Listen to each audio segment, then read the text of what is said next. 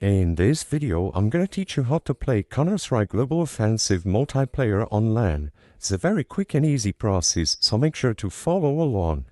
If you and your friends want to play together to LAN, all you have to do is one of you will have to host a server and the rest will have to join it to the Play CSGO option. First, I'm going to teach you how to host a server. To host a server, you have to switch over. After you select Play CSGO over here, you have to switch from official matchmaking to practice with bots. Don't worry, over here at the top right, you will be able to delete all the bots if necessary, but you can leave bots in if you want them to fill the empty spaces.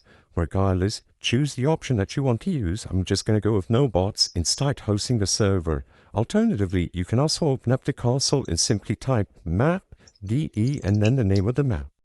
When you open up the map either through the practice with bots or through the console, the local game server will start, as you were able to see over there on the loading screen. When the server is up, you will be able to join a team and the server will be hosted. In the next portion of the video, I will teach you how to join the server. So if you were to host, simply join the server and wait for it to load.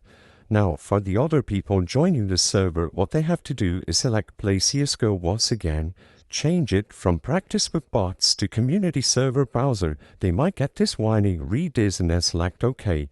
And now, simply switch over to the LAN tab, as you can see over here at the top, between Spectate and Friends. Of course, I can't show you both perspectives at the same time because I don't have a secondary computer, but as long as somebody's in-game, in a match, on one of the maps, you will be able to see their server over here when everyone is in the same network.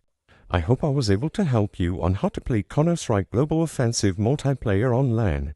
If this video helped you, please be sure to leave a like and subscribe for more quick and easy tips. Thank you for watching.